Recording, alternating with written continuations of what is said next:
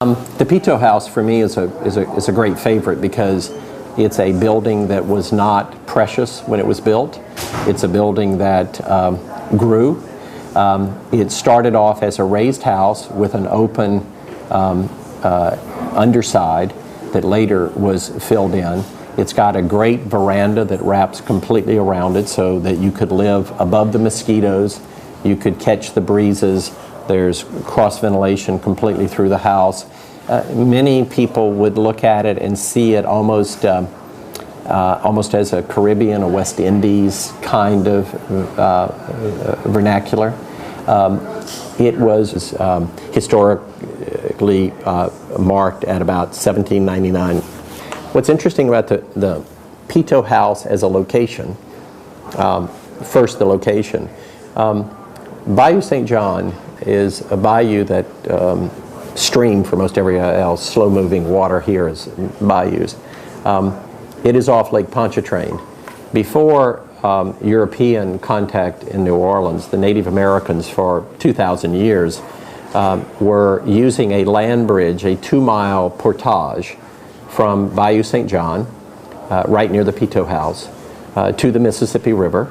Because it was the portal, very early on during Spanish control of the city, Bayou St. John became a place where you could tariff and you could take as a way station boats and goods coming in and out of the city. For a while it was very fashionable to live there. The Pitot house was rescued and began affectionately handled in about 1960s by the Landmarks Commission.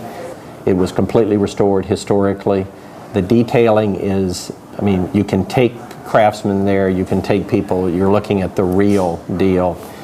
It's surrounded by a wooden fence that is